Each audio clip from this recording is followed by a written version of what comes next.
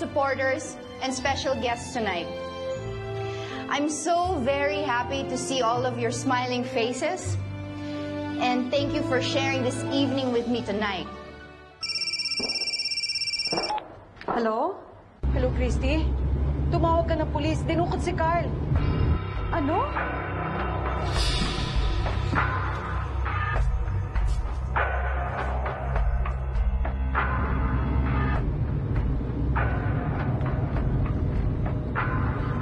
Ito na siguro si Pablo.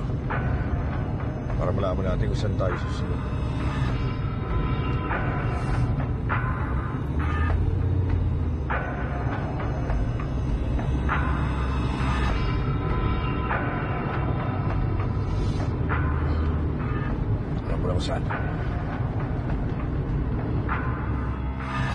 I'm in the line of beauty, as you all know. Nagpapaganda ako ng mga tao. And I so happen to be very good at it, kaya malaki ang bayad sa akin.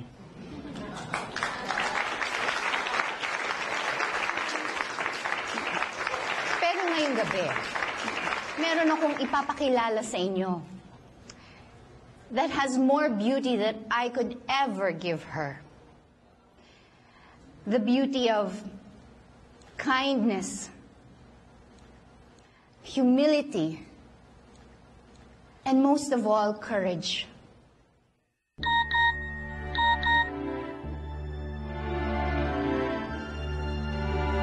Pwede na may tawag, tinext pa.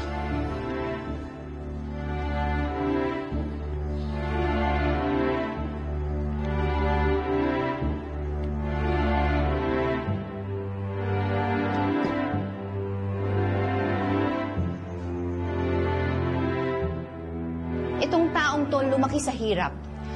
Lumaki siya na may deformity ang kanyang mukha.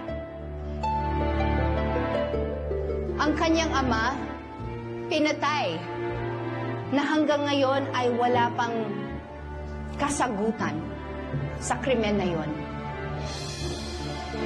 And recently, nadiin siya sa isang kaso na wala naman siyang kasalanan. Yet matatag pa rin siya.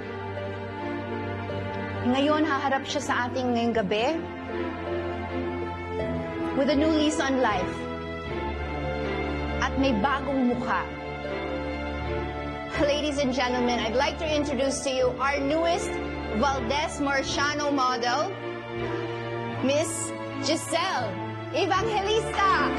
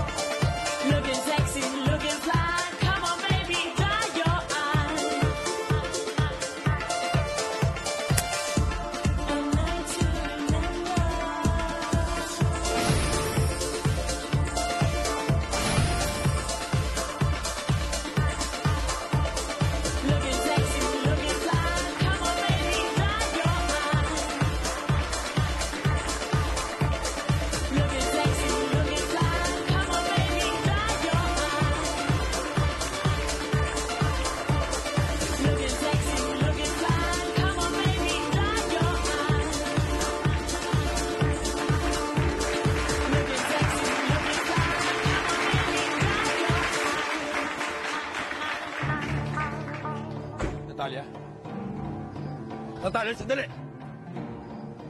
Sandali lang! Bitawan mo ako! Bitawan mo ako! Nasaan si Carl? Anong ginawa mo kay Carl?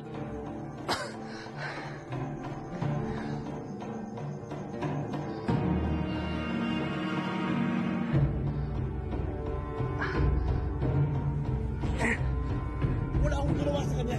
Nandito nga ako para iligtas siya. Ayan! Kasama ko si Calvin.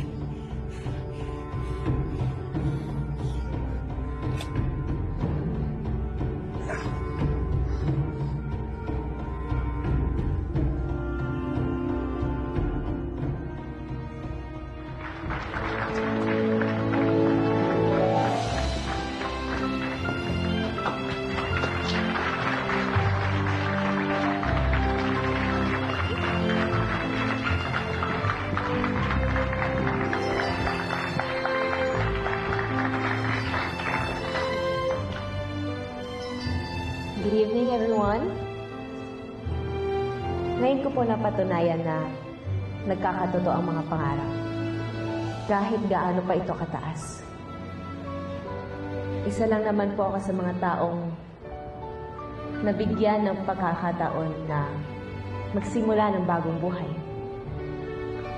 At utang ko po ang lahat ng ito kay Dr. Paulina Marciano. Giorgio! Bitawan mo siya! Sinabi niyang bitawan mo siya!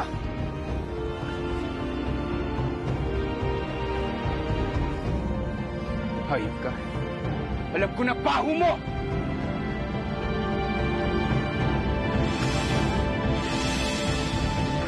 Siya po ang tumulong sa akin noong nasa matindi akong pagsubok. Kaya, Doktora, asahan niyo po na hindi ko sasayangin ang pagkakataong ito. Maraming salamat po, Doktora. Mga apo ka ng poison! Inago mo sa akin sa Stefano!